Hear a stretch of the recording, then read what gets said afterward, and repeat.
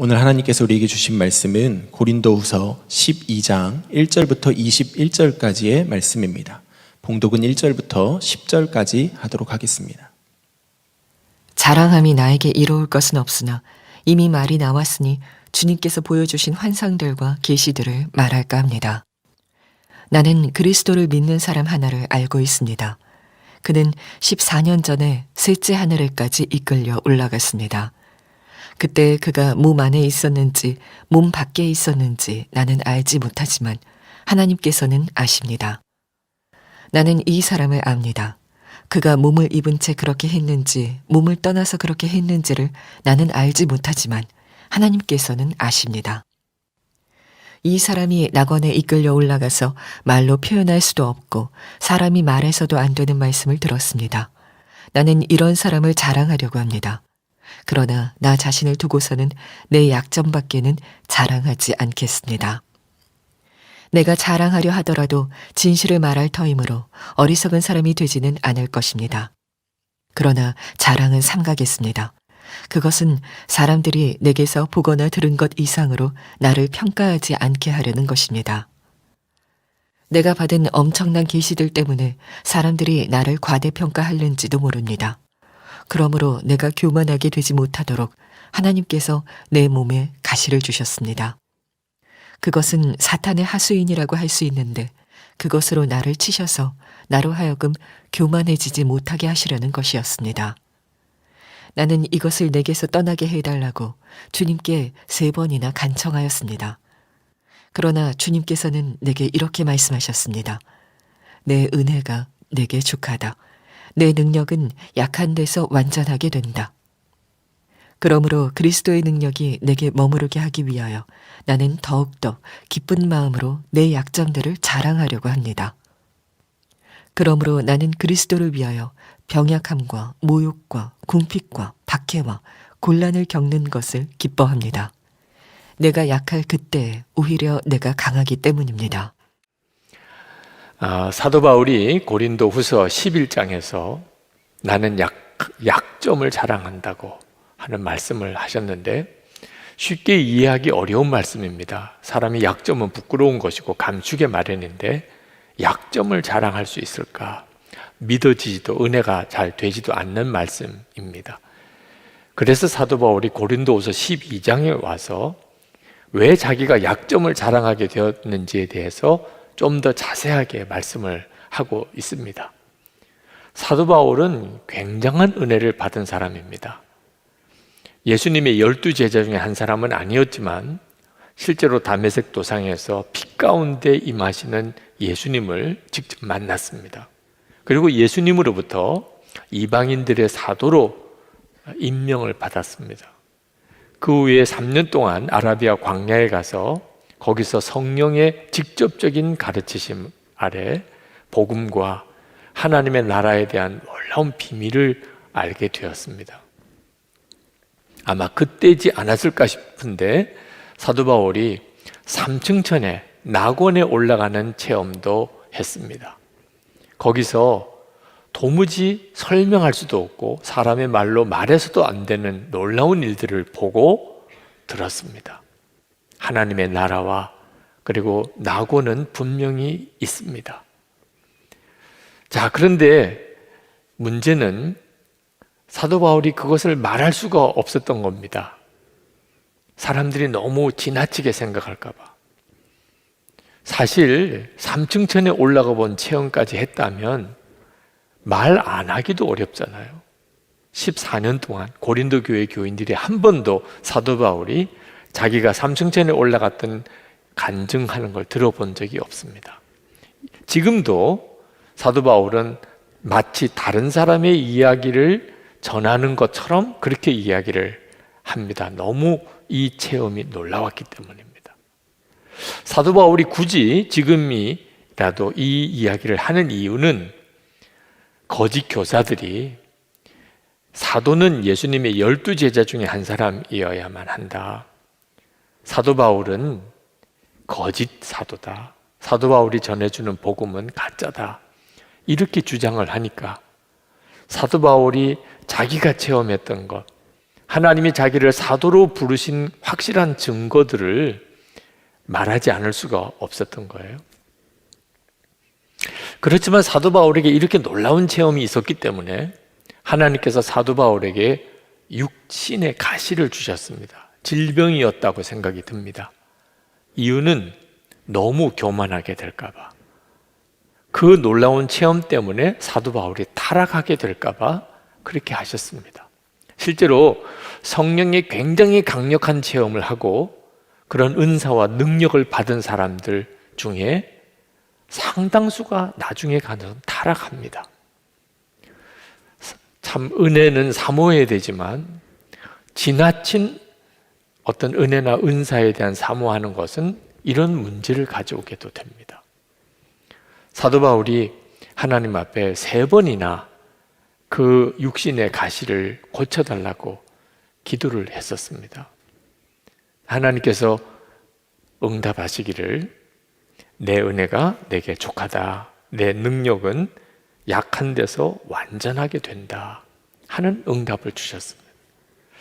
무슨 말씀이냐 하면 그 육신의 가시 그게 있기 때문에 사도 바울이 교만하고 타락하지 않고 항상 예수 그리스도의 능력 안에 머물 수 있다는 겁니다. 만약에 육신의 가시가 없어지면 당장은 편할 것 같은데 하나님의 은혜도 하나님의 능력도 사도 바울에게서 사라질 거라는 겁니다. 사도 바울이 그 말씀을 듣고 마음이 완전히 바뀌었습니다. 야, 그렇다면 이 육신의 가시 이건 좋은 거잖아. 그때부터 자기가 이 자기의 약점을 자랑하고 기뻐하고 감사했다는 거예요. 육신의 병약함, 모욕, 궁핍, 박해, 곤란을 겪는 것들을 기뻐했다는 거예요. 자기가 그렇게 약하니까 자기가 강할 수 있다는 것을 깨달은 거죠. 그래서 10절에 내가 약할 그때에 오히려 내가 강하기 때문입니다. 그렇게 말을 한 거예요. 여러분, 우리가 예수님을 믿을 때 사도 바울의 이 고백을 우리도 동일하게 경험해야 되고 또 고백할 수 있어야 됩니다. 물론 약하다고 그대로 강해지는 건 아닙니다. 하나님이 모든 약한 사람을 다 쓰신다는 말씀도 아닙니다. 전제가 있습니다. 예수 그리스도를 정말 마음에 모시고 사는 것. 그게 전제예요. 만약에 진짜 예수님께서 그 사람의 마음에 거하신다면 그게 사도 바울이 누리는 놀라운 구원의 은혜입니다. 그러면 약한 게 강한 거가 된다는 겁니다. 내가 약하다고 문제가 될 게 없습니다. 내 안에 계신 예수님이 강하시니까. 내가 약하니까 나는 전적으로 주님만 의지하게 됩니다. 그게 복인 거예요. 그래서 자기가 약한 것을 부끄러워하지 않고 오히려 기뻐하고 자랑하게 되는 거죠. 사도 바울은 이미 고린도 후서 4장 7절에서 질그릇 같은 자기 안에 보배이신 예수님이 계시다고 고백했습니다. 우리는 이 보물을 질그릇에 간직하고 있습니다. 그렇기 때문에 사도 바울은 어떤 시험을 당하든 어떤 어려움을 겪든지 간에 그는 승리할 수 있었습니다. 고린도후서 4장 8절 9절에 이어서 이렇게 고백합니다. 우리는 사방으로 죄어들어도 움츠러들지 않으며 답답한 일을 당하여도 낙심하지 않으며 박해를 당해도 버림받지 않으며 거꾸로 뜨림을 당해도 망하지 않습니다. 초점은 자기가 질그릇 같다는 데 있지 않다는 겁니다. 내 안에 보배이신 예수 그리스도, 그분에게 초점이 있다는 거예요. 그러니까 그가 그렇게 약해 보이고 핍박은 그렇게 강하게 느껴져도 승리할 수 있었다는 거예요. 우리가 예수님을 믿으면 이렇게 믿어야 하는 겁니다. 사도 바울은 자기 안에 계시는 예수님을 알았기 때문에 그는 예수님 한 분이면 충분했습니다. 고린도 교회에서 목회할 때도 사도 바울은 고린도 교인들에게 자기 생활비나 사례비를 요구하지 않았어요. 아니, 아버지가 자식에게 주는 거지. 아버지가 자식에게 뭘 바라겠냐. 오히려 사도 바울은 고린도 교인들에게 더 주기를, 자기가 가진 모든 것을 주기를 바랐지 아무것도 요구하는 게 없었어요. 그래서 이것 때문에 오해를 단단히 받았습니다. 거짓 교사들이 사도 바울이 그렇게 한 것을 가지고 교묘한 속임수라고 이야기를 했어요. 그들은 예수님과 동행하는 사람이 아니었기 때문에, 예수님 한 분이면 충분한 것을 그들은 몰랐기 때문에 그렇게밖에는 설명할 수가 없었어요. 아, 사람인데 자기는 뭘 먹고 살아? 사도 바울이 고린도 교인들에게 여러분들이 내 삶을 다 알지 않습니까? 내가 진짜 그랬는지 안 그랬는지 여러분들이 다 알잖아요. 사도 바울이 바랬던 것은 오직 하나예요. 고린도 교인들이 믿음으로 바로 서는 것. 고린도 교인들로부터 뭘 얻고자 하는 게 없었어요. 고린도 교인들 그들이 바로 서는 것을 원했을 뿐이에요. 14절에 이렇게 말합니다. 그러나 여러분에게 폐를 끼치는 일은 하지 않겠습니다. 내가 구하는 것은 여러분의 재물이 아니라 바로 여러분입니다. 사도 바울도 그랬고, 사도 바울이 보낸 디도, 사도 바울이 보낸 디모데 다 똑같았어요. 그들은 예수님 한 분이면 충분했어요. 이게 정말 놀랍지요. 우리가 정말 예수님으로 바로 살면 교회 공동체가 그렇게 바뀌게 돼 있어요. 그런데 우리가 예수님을 믿어도 예수님과 동행하는 삶, 예수님이 내 마음에 거하시는 것을 진짜 알지 못하면 고난은 두려워서 피하고 내 약점은 부끄러워서 감추고, 그러니까 평생 사실 구원의 기쁨을 누리고 살지 못하는 겁니다. 그리고 교회 공동체는 세상과 별로 다를 바가 없어요. 예수님이 정말 마음에 계신 것을 모르는 교인들끼리 모이면 모여서 싸우고 시기하고 질투하고 갈라지고 세상 똑같은 죄를 교회 안에서 짓게 되어 있습니다. 이것이 사도 바울이 고린도 교회를 향한 걱정이었어요. 이제 고린도 교회에 내가 찾아가게 될 때 너희들에게서 이런 모습을 보게 될까 봐 내가 걱정이다. 그게 20절, 21절에 나옵니다. 여러분 가운데서 싸움과 시기와 분노와 경쟁심과 비방과 수군거림과 교만과 무질서가 있지는 않을까 두렵습니다. 21절에 또 내가 전에 죄를 지은 많은 사람들이 스스로 행한 부정함과 음란함과 방탕함을 회개하지 않는 것을 보고서 슬피 울게 되지나 않을까 걱정이 됩니다. 여러분, 만약에 성도에게서 또는 교회에서 이런 세상적인 죄를 보게 된다면 이유는 하나예요. 예수님을 실제로 마음에 계신 것을 믿지 못하고 주님을 바라보지 못하기 때문이에요. 주님을 바라보는 눈이 뜨이고 나면 그렇게 살라고 해도 살 수가 없어요. 제가 부산에서 목회할 때 하루는 일간신문 기자 한 분이 전화가 왔습니다. 목사님 교회에 대해서 좋은 소식을 많이 들었는데 목사님 교회에서 무슨 이 신문에 보도할 만한 그런 아름다운 일들이 좀 없습니까? 교계신문 기자로부터 전화를 받은 적, 취재를 온 적은 여러 번 있었지만 일간신문 기자가 전화한 것은 처음이었어요.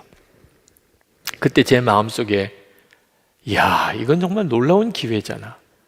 세상 신문 기자, 방송 기자들이 교회에 와서 죽은 사람이 살아나는 것 같은, 진짜 하나님이 살아 계셔야만 일어나는 놀라운 일들을 그들이 볼 수만 있다면 그들 입으로 하나님이 증거되는 놀라운 역사가 일어나지 않겠어요? 그런데 순간 마음에 그런 일이 우리 교회에 일어나고 있는가? 세상 신문 기자, 방송 기자가 우리 교회에 들어왔을 때 우리가 하는 일, 살고 있는 것, 교인들의 모습을 취재하려고, 와, 하나님은 진짜 살아계시군요, 이렇게 말할 수 있는 일이 일어나는가? 덜컥 자신이 없더라고. 결국은 찾아왔어요. 찾아와서 쭉 교회 일들을 둘러보다가 그때 저희들이 노숙자들을 위한 무료 급식소를, 식당을 지어서 매일 아침에 급식을 하고 있었습니다. IMF 사태 중이었습니다. 그걸 보고 와, 정말 놀라운 일이군요. 목사님 진짜 정말 대단한 일을 하시는군요. 그러면서 결국 그걸 취재해서 실은 적이 있습니다. 그러나 제 마음에는 미진했어요. 겨우 이 정도, 이런 생각이 들었습니다. 제가 하나님의 기적이 정말 무엇인지를 그때까지만 해도 정확히 몰랐어요. 죽은 자가 살아나는 정도라야 세상 사람들의 눈이 번쩍 뜨이지 않겠나.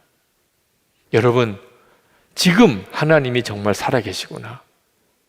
뭘 가지고서 우리가 증거할 수 있을까요? 죽은 자가 살아나는 거, 암 환자가 고침받는 거, 걷지 못하던 자가 걷는 이런 기적들일까요? 그런 기적이 일어나면 사람들이 놀라겠죠. 그러나 진짜 기적은 사실은 그게 아닙니다.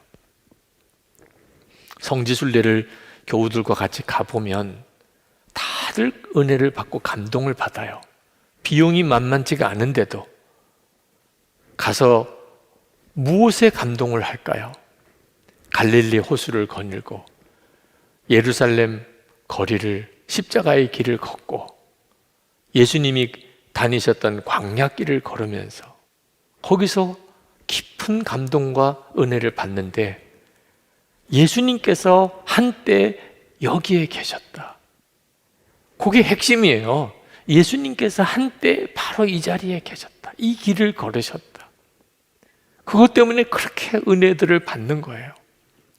성지순례를 갔다 오면서, 몇 번을 다녀오면서 만약에 예수님이 한때 그 자리에 계셨던 것만 가지고도 이 정도 은혜를 받는다면, 그래서 그 많은 비용을 들여서라도 성지순례를 간다면, 지금 바로 이 시간에 우리 가운데 예수님이 계신 것, 늘 우리와 함께 예수님이 동행하시는 것이 진짜 믿어진다면 성지순례가 문제겠냐 말이에요.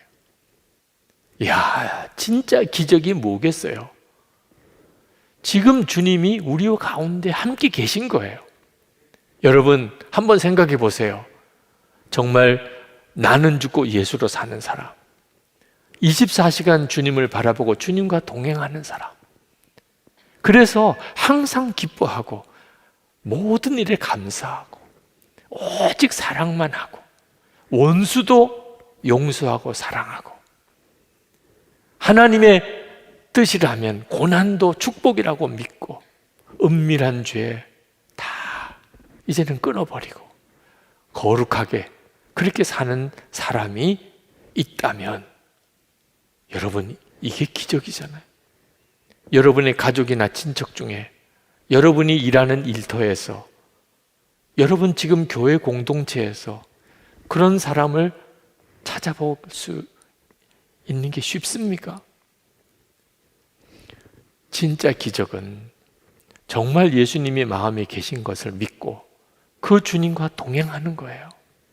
여러분, 한국교회 새 부흥은요, 그냥 막연히 기다리면 언제 오는 게 아닙니다. 한두 사람이라도 예수님이 정말 마음에 계신 것을 믿고 그 주님을 바라보고 주님과 동행하는 삶을 살기 시작하면 한국교회의 부흥이 시작되는 거예요. 그런 사람들이 계속 늘어나기 시작하면 세상이 깜짝 놀라게 되는 거예요. 저는 저희 부친이 참 온유하신 분이셨어요.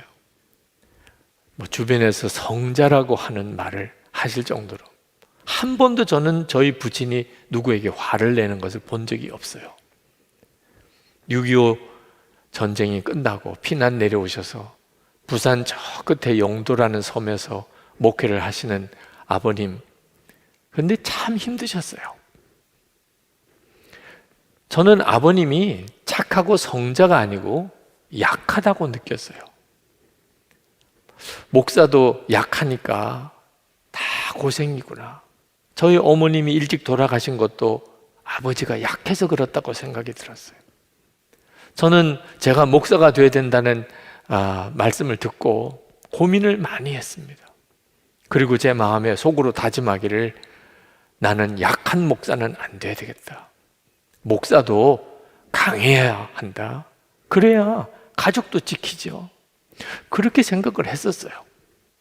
그런데 저는 목사가 되면서 엄청난 열등감에 사로잡혀 시달림을 받았습니다.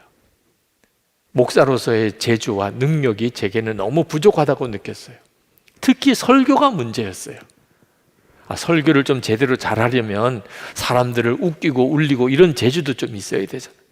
말 재주도 있고 언변도 있고 좀 그래야 되잖아요. 저는 사람들 앞에 나서서 말하는 게 항상 부끄럽고 자신 없고 그런 유형의 사람이었습니다. 강한 목사가 되고 싶은데 저는 너무 초라하고 약하고 특히 설교가 제대로 자신이 없어요. 근데 그때 하나님의 말씀이 저를 완전히 바꾸었습니다. 고린도전서 1장 27절 29절에 보니까 하나님이 약한 자를 택하여 강한 자를 부끄럽게 하려 하신다. 저는 약하면 죽는 줄 알았어요. 그런데 하나님이 약한 자를 택하여 강한 자를 부끄럽게 하려 하신다. 믿어지지도 받아들여지지도 이해도 안 되는 겁니다. 그러나 성경 말씀인데 믿어야 할 거 아니에요. 목사인데. 그것 때문에 며칠을 고민하다가 이건 결단이 필요하구나. 믿어져야 믿는 게 아니고 믿기로 결단해야 되는 거구나. 그래서 성경책을 펴들고 하나님 믿겠습니다. 그 고백밖에 아니었어요. 믿겠다고. 그리고는 꼬꾸라져서 울었어요. 아니 성경 말씀을 믿겠다는데 그렇게 눈물이 나더라고. 하나님의 말씀을 진짜 믿는 것은 엄청난 일이더라고. 그리고 비로소 저 자신에 대한 열등감에서 벗어났어요. 더 이상 나는 약해서 이런 말 안 하기로 했다. 그렇지만 제 약점을 기뻐하고 자랑하기까지는 안 되더라고. 예수님과 동행하면서 비로소 그 눈이 뜨였어요. 예수님을 바라보지 않으면 내 약점을 기뻐하고 자랑할 수 없어요. 예수님을 인격적으로 점점 깊이 알고 매일 주님과 동행하면서 비로소 내 약한 것이 이게 기쁜 일이구나. 이게 자랑이구나. 그때서야 마음에 와 닿더라고요. 제가 약하니까 항상 예수님만 바라보게 되는 거예요. 뭘 하든지 항상 주님만 주목하게 되는 거예요. 매일 일기를 써가면서 주님만 생각하게 되는 거예요. 선한목자교회가 갑자기 짧은 기간에 크게 성장했다고 많은 분들이 주목을 하는데 대부분 잘못 생각하는 것이 유기성 목사 때문에 선한목자교회가 부흥됐다는 거예요. 그렇지 않습니다. 저는 정말 재주도 능력도 약점도 엄청 많은 사람. 선한목자교회라고 무슨 완전한 교회겠습니까? 담임 목사인 제가 그러니까 그럴 수밖에 없는 거죠. 그런데 어떻게 선한목자교회가 그 짧은 시간에 교인들이 그렇게 많이 모일 수 있었을까요? 이유는 하나더라고요. 제가 너무너무 저 자신이 약하니까 계속 주님만 바라보게 되고, 그러니 당연히 설교 때 저는 주 예수님만 증거하는 거예요. 오늘도 똑같지요. 아마 어떤 분들은 지겨울 거예요. 그러나 예수님을 갈망하는 분, 진짜 예수님을 만나고 싶은 분, 정말 주님과 동행하고 싶은 분들이 모이는 거예요. 그게 선한목자교회 부흥의 이유예요. 그러니 제 약한 점이 오히려 기쁨이고 자랑이 되는 거죠. 저는 제 목회 인생의 가장 정점에서 이제는 이제 내리막길에 들어섰습니다. 2년이 지나면 전 이제 은퇴해요. 사람이 늙는다, 은퇴한다, 그건 두려운 이야기잖아요. 슬픈 이야기잖아요. 저도 사람이 나이 들어서 늙고 또 어린애 같이 되고 그리고 때때로 추해지고 다른 사람 의존하게 되고 그런 경우를 많이 보았어요. 치매에 걸려서 고생하시는 분들도 그런 목사님들도 사모님들도 많이 봤습니다. 이제는 저도 그 반열에 들어서는 거죠. 그런데 주님이 저에게 나이 늙는 거, 은퇴하는 거 절대로 부끄럽게 생각하거나 두려워하지 마라. 기뻐하라는 거예요. 약할 때 강하니까. 저는 이번에 설교를 준비하면서 주님이 그때 제게 주신 말씀이 동일하게 느껴졌어요. 충청도에 목회하시는 어느 목사님이 시력이 안 좋으시고 점점 눈이 안 보이는데 지금은 아주 안 보이세요. 그러니 목사가 아무것도 보지 못하니 목회를 어떻게 합니까? 암송했던 성경 구절 또 들리는 그런 성경을만 들으면서 주님만 묵상하고 사세요. 그러면서 깨달아지는 은혜들 말씀을 사모님에게 말로 쭉 설명합니다. 사모님은 그걸 받아 쓰세요. 그러다가 정리가 되면 목사님에게 그 받아 쓴 걸 다시 읽어줘요. 목사님이 또 수정을 해줍니다. 주일 설교를 그렇게 하세요. 사모님이 대신 읽으세요. 그런데 교인들이 너무너무 은혜를 받아요. 목사님의 그 말씀에서 맑은 생수의 은혜를 경험을 하는 거예요. 13살에 전신마비가 된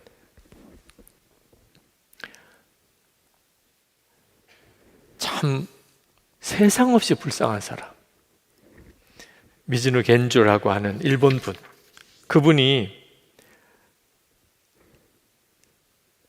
일본에서 가장 많은 사람들에게 예수님을 전한 사람입니다. 그는 눈 보는 거, 귀로 듣는 감각 외에는 아무것도 할 수가 없어요. 그런데 그 눈빛으로 말하는 법을 그 어머니가 알게 됐습니다. 그래서 그 미즈노 겐조가 눈빛으로 자기 속에 계신 예수님, 그분의 은혜에 대해서 말하는 것을 받아 쓴 게 시가 됐습니다. 미즈노 겐조의 시집이 나와 있어요. NHK 방송에도 나갔습니다. 사람들이 깜짝 놀랐어요. 이게 어떻게 가능하냐? 저는 대천덕 신부님 통해서 참 많은 은혜를 받았습니다. 그분이 90에 돌아가셨어요. 돌아가시기 얼마 전까지도 그는 말씀을 전하셨어요. 그분의 말씀을 들으면 정말 맑은 생수를 마시는 것 같더라고요. 나이가 들어도 상관이 없더라. 나이가 더 들겠지요. 더 늙고 약해지겠지요. 그러나 두렵지가 않아요. 그러면 주님이 더 드러나시면 되잖아요. 제가 할 일은 주님만 더욱 바라보는 것 뿐이더라. 여러분 중에도 여러분 자신의 연약함으로 인해 좌절하는 분이 계신 거예요. 여러분 주 예수님만 바라보세요. 예수님이 여러분 안에 정말 살아 계시면 여러분의 약한 점이요, 오히려 더 강한 점이 돼요. 가족들에게도 그랬습니다. 예수님만 여러분 안에 분명히 계신 것만 믿으세요. 그 주님만 바라보세요. 그러면 여러분의 그 연약함이 가족들과 주위에 있는 모든 사람들에게 주님의 영광을 드러내게 돼요. 두려운 거, 고난도 두렵지가 않고 약점도 부끄럽지가 않은 것, 이게 예수 믿으면 일어나는 엄청난 구원의 역사예요. 영생만 아닙니다. 우리가 지금 살아가는 우리의 삶 속에서 고난도 두렵지 않고 내 약점도 부끄럽지 않고 오히려 기뻐하고 자랑할 수 있는, 이보다도 더 놀라운 능력이 어디 있습니까? 우리가 그렇게 교회 공동체를 이루면 세상신문 기자, 방송 기자 다 오라고, 한 달 동안 우리랑 같이 한번 살아봅시다. 다큐멘터리를 찍으세요. 주님은 여러분들 가운데 계시네요. 예수님은 진짜 여러분들과 함께 계시네요. 우리가 이렇게 한번 정말 살아봐야 됩니다. 주님과 동행하는 삶을 꼭 사시기를 축복합니다. 우리 기도하실 때 정말 사도 바울처럼 주님, 약점도 자랑할 수 있는 그 믿음, 약점을 오히려 기뻐하고 약할 때 강해지는 그 역사 제게도 일어나게 해 주옵소서. 예수님 이미 제 안에도 계시니 주님만 더 주목하고 바라봅니다. 주님만 증거하는 우리 자신, 또 우리 교회가 되게 해 주옵소서. 한국 교회가 그리 되게 해 주옵소서. 우리 통성으로 기도하겠습니다. 은혜와 사랑이 충만하신 아버지, 놀라우신 하나님, 하나님의 놀라우고도 크신 역사하신 주님 감사합니다. 하나님 주님, 하나님의 은혜, 주님의 역사를 오늘도 성도를 증거하겠습니다. 주님의 은혜를, 하나님의 놀라우신 역사를 우리 가운데 하시옵소서. 사모하며 하나님 감사합니다. 주님 앞에 나와 하나님의 크신 은혜를 붙들어 주시길 원합니다. 주님의 은혜를 갈급하고 사모하는 심정으로 나와 예배하는 모든 성도들에게 부어 주옵소서. 주님 찬양합니다. 아버지 하나님, 사도 바울에게 주셨던 그 놀라운 은혜의 간증들, 자기 약점을 자랑하고 그걸 오히려 기뻐하고 약할 때 강해지는 그 역사를 주님, 저희들에게도 누리게 해 주시옵소서. 우리의 삶 속에 부딪히는 수많은 문제들 앞에서 더 이상 고난 두려워하지 않고 약한 점 때문에 부끄러워하고 수치스러워하고 열등감에 사로잡히지 아니하고 오히려 그 모든 일을 계기로 주 예수님을 증거하고 주님께서 우리를 통해 역사하시는 삶을 살게 해 주옵소서. 우리의 가정에, 가족들과 사이에서, 일터에서, 우리 교회 공동체 안에서 오직 주님의 역사, 주님만 증거되고 드러나기를 원합니다. 하나님, 오늘도 전심으로 주님 앞에 나와 예배하고 정성을 다해 우리의 온전한 11조와 또 감사헌금, 선교헌금과 구제헌금을 드립니다. 하나님, 교회 건축, 하나님 그 일부를 우리도 감당하기를 원하여 드리는 건축헌금을, 교육관 건축헌금을 주님께 구별해 드립니다. 성도들의 그 믿음과 감사와 사랑을 주님이 받아주소서. 부어주시는 은혜로 충만하게 하소서. 주님과만 오직 동행하며 살게 하소서. 가정의 온 가족들이 온전한 믿음으로 하나 되고 우리의 자녀들이 우리보다 더 귀하게 하나님 앞에 쓰임 받게 되기를 원합니다. 병든 성도들의 육신을 고쳐주소서. 성도들의 일터와 기업을 주님이 책임져 주소서. 하나님, 기뻐하시는 삶, 베풀고 돕는 삶 살게 하옵소서. 하나님, 우리나라가 하나님을 경외하는 나라가 되기 원합니다. 그런 지도자들이 세워지게 되기 원합니다. 남북한이 복음으로 통일되고 김국기 목사님, 김종욱 목사님, 최충렬 선교사님, 장문석 집사님 속히 석방되게 주옵소서. 전 세계의 코로나19가 다 이제는 종식되고 하나님, 세계 열방의 대부흥, 영적 대각성이 일어나게 하소서. 선교지마다 선교의 새 문이 열리게 하소서. 오늘도 선교사님과 그 가족을 주님의 손에 지켜 주옵소서. 예수 그리스도 이름으로 간절히 기도합나이다. 아멘. 우리 일어나셔서 약한 나로 강하게 우리 그 찬양 부르시겠습니다.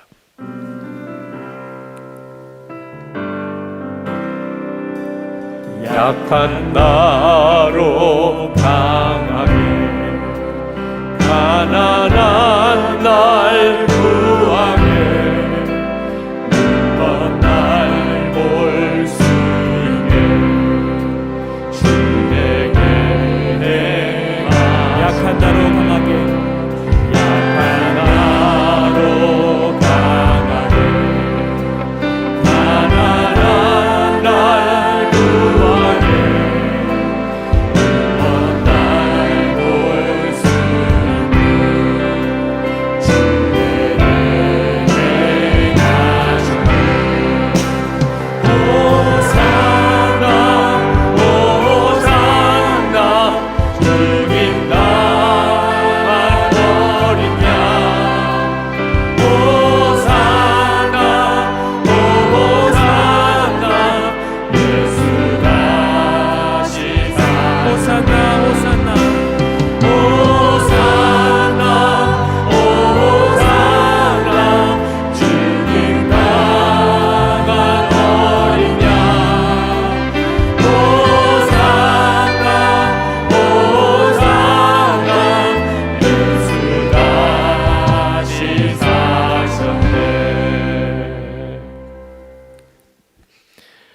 오늘도 하나님께 마음을 다하여 예배하는 모든 성도들 위해 주 예수님의 은혜와 하나님의 사랑하심과 성령의 교통하심이 항상 함께 하시기를 축원하옵나이다.